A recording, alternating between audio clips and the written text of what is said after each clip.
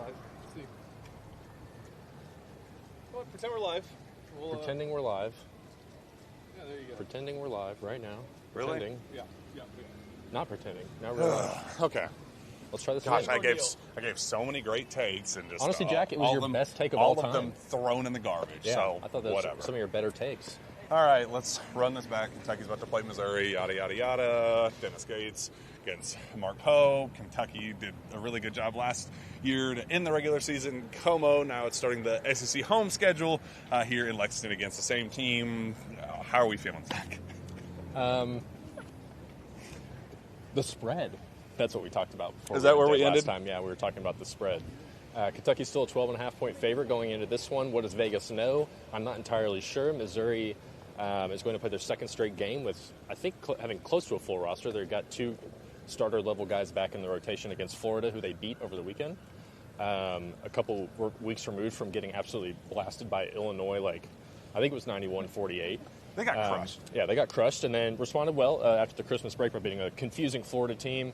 And, yeah, I'm not sure what Vegas knows, but Kentucky will have – I feel like I'm just repeating everything I just said 5 minutes ago. I know, that's why I did my KSR's own Jack Pilgrim reported my super sim that going through all of and it. Jaden Quains are starting. So Kentucky will have a starting lineup change, which means Kentucky will still go down 9-2, and then we'll just have to find something else to complain about. Oh, God, no. But there is a starting lineup change. So you kind of mentioned it before we got shut down last time, Jack, but Jalen Lowe just does – especially even in that Alabama game where Kentucky did not play well, Jalen Lowe, at least by himself, can be a functional offense, and the fact that he can get to the paint really easily and find guys. Him and Jaden Quains are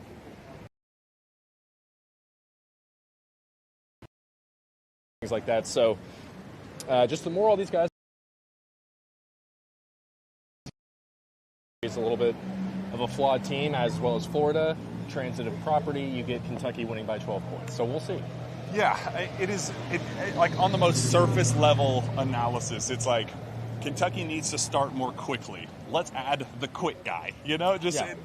Why are we not just trying to get the guy that really does move the needle in terms of pace and, just facilitating and playmaking? And your lottery pick. There's just so much about the ball sticking and why does the ball stick so much and shot selection as a result of that being poor and just all of those things. It's like, hey, let's just try this. Let's just see if it is as simple as starting out hot and not letting, you go into the opening TV timeout down 9-5 before you put this guy in. Let's just give it a shot. So I'm very thrilled about that. I'm obviously very thrilled about Jaden Quains because I continue to believe that he is a top 5 draft pick and we'll be able to see a little bit more of that. Honestly, Mo Diabate talked about this, but there is He talked about a lot.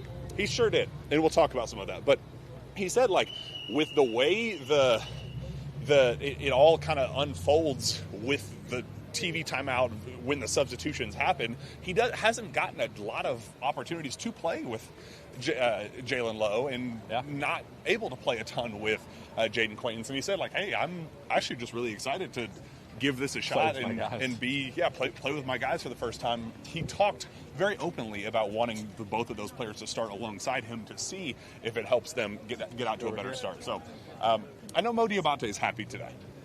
Yeah, and I mean, the thing that happened in that Alabama game was just from the very first possession, really, the offense kind of slowed down and got stagnant really quick. It stalls out almost immediately.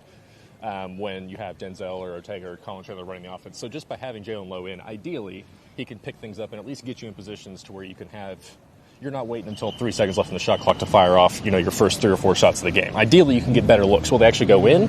Will they actually matter? Will it contribute to a faster start for Kentucky? That, I think, would be the plan. And obviously, Mark Pope is on the same page as well because he's putting two of his 3 best players in the starting lineup. Sounds crazy when you say it out like that. Man, what a development. But, and then just Jaden Quains overall, this guy just needs to start playing more basketball. He's just got to get back in the flow. He's got to get back in the rhythm. However many minutes his knee will allow him to play, he needs to play. I definitely think we are going to start. And we're slowly starting to see it with the cutting down of the rotation. I think that's just going to continue to be a thing. If Kentucky gets up by a bunch in this game, you might see a Trent Noah or Jasper get extended run, things like that.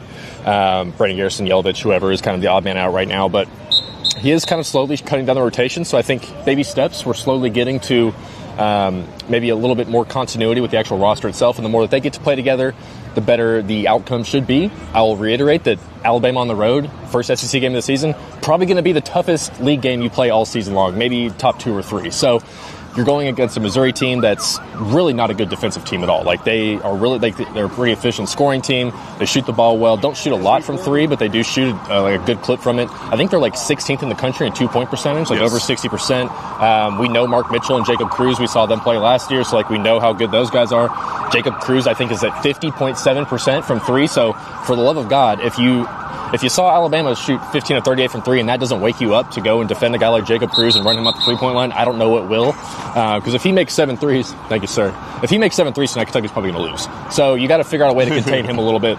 And I think they will, because they should be more prepared. I mean, Mo said it in the press conference that they weren't prepared. I don't know how that's possible, but now you should be. Like, there's just no excuses at this point. So if Jacob Cruz comes out and hits 7 threes, then there's probably much bigger, big picture issues going on, but I don't think that'll happen. Definitely jab at the coaches. Not like, I think there's some blame. I think it was a little bit. It was finger pointing at everybody. I don't think he was finger pointing in particular. I think that's just how Mo is. I think it's his personality. He's just going to say what's on his mind. He's not necessarily pointing at one person or the other. It was everybody in this building messed up going down to Tuscaloosa. And he included himself in that, to his credit. Like, he said, I could have done better, I should have done better. Because I had a mismatch and I could have taken the game over. Because you guys didn't pass me the ball. Well, and even the thing, like, even if that did happen, it's not like Kentucky. It's not like Mo's going to score 25 points and be the guy that wills you to victory anyways there. So I'm not going to... I'll poo-poo him on that part at least, because I don't think Mo Diabate was going to win that game. I think the vibe I got from it was, you didn't lean on me heavily enough with the game day prep and what a day-to-day looks like going into a Nate Oates game day. And it's like, why? I was a part of this system for 2 years. Why did you not lean on me more heavily? It kind of just felt like sour grapes, that like, hey, I could have done more, whether it's on the floor or off, to help us win the game, and you didn't give me that opportunity. So I'm going to say your fault, and your fault. Fair enough, and they got spanked. So, I mean, maybe he has a point there as well. But like I said, I don't think Mo Diabate is going to be the reason if you force-feed him, you're not going to win that game as well. So Kentucky lost that game because they had no idea how to defend a three-pointer. So maybe Mo has a point there with the game prep, because it felt non-existent with the way they were going under threes and just not defending off-ball, three-point screens and things like that. So, but today's a get-right game, because Missouri is not nearly as good on paper and in person than Alabama is. So this game is also at home. So Kentucky's going to have... Like, there's a reason that they're a 12.5-point favorite for this game. So having all your guys, your best players play is a great start. Let's see if they can actually generate some early momentum. And then, like, I think it was funny yesterday when Jalen Lowe was like, I'd like to keep these games within 5 points. And he was like, hell, I'd even like to lead in them. And I was like, ooh. It's like, man. That's like, I felt that good. I felt that one actually in my court. Because I'm like, damn, me too, bro. It's like, I would love to lead as well. I'd love to just be within a handful and be like, hey, we gave ourselves the best shot. Yeah, like Kentucky should be they should be within 5 the whole time, unless they're up by 5 and it's turning the other way. So I would love to see Cam Williams get some more run as well, try and get him into his flow, because I think he's just going to be a guy that eventually can... Note on that? Go for it. He's going to be the first man off the bench for the guard rotation, and Malachi will be the first Here's our guy. For just screaming and yelling. Just anger. Gosh, just so angry. Sometimes I thought I was pissed when I was yelling at that poor person on MLK, but like, man, this guy, he's a dictator out here running around. So Malachi first big off the bench, Cam the first guard off the bench, guard/wing. So what do you feel about that? I think that's great. I think Cam needs to play 20 minutes a game. He should be starting. I'd rather him be in the starting lineup, be there.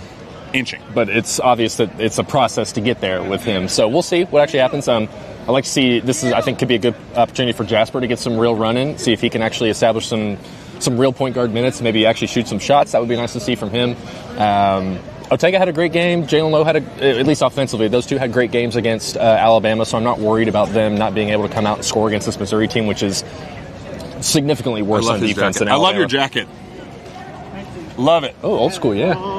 Yeah, I could tell. I would buy that off of his back right now. Did it have the Wildcat tongue? Did you see it? I didn't see that part specifically, but... You weren't like... Yeah. No. Zooming in? Okay. Next part. Is that a football recruit? I don't know exactly, but it might be. It might just be generalizing, but... No. He looks very familiar. Is that... Never mind. Let's just... He signed a new deal today. let's keep it rolling. Let's see, what else can we address with this? The people that are being moved off the bench. That means if Cam is first guy in, that means Colin is going to be kind of deeper in the rotation. What do you think about that? Just from there, it tells me that he's at least the 8th man at best. Yeah. If he's not coming in before Cam and Malachi, yes. I'm using the data. Definitely adds I'm up. collecting my data here. So, 8th man for Colin Chandler. But I think that's what needs to happen. He just hasn't been playing great since he had a pretty good start to the season. His shooting has really trailed off. The decision making just isn't there. He just struggles to dribble the ball, and this is a team that really just needs guys that can dribble the ball right now, and that's why Jalen Lowe's is going to take up all the minutes, essentially, that Colin Chandler was being given. And I think that's fine for right now. Like, Colin Chandler's time will come later on in the season, I think. Right now, he's just going to have to try and bide his time and answer the moment when it actually comes, because it feels like he hasn't been able to do that as of late. But because the three-point shooting has really regressed. So we'll see if he can actually pick it up in that point. One thing I did want to note is Missouri has a Porter. Shocker. I'm stunned. There's so many of these Porter. Michael Porter Jr. plays for the Nets. Probably going to be an all-star this season. His brother, Javon Porter, he's kind of like a rotational guy, but fun note there. That was What's Jonte doing? Jonte is, I don't know if he's currently in prison, but he will be in prison for illegal gambling. And then another Porter brother is in jail for DUI. So I think actually he might have killed somebody. Not to joke. Yes. But yes, so the Porter family has some, they have some struggles.